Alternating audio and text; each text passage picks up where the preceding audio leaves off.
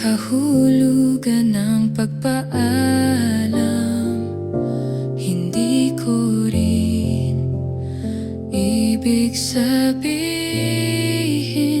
pagkawala ng lahat ng alaala, lahat ng mga salita, lahat ng mga bagay na ginawa nating magkasama.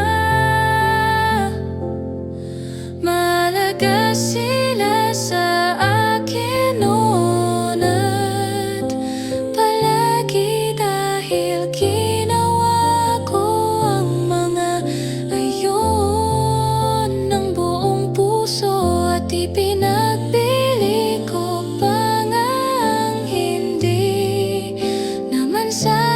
akin para sa kaligayahang unti-unting naglalaho ngayong, ngunit kailan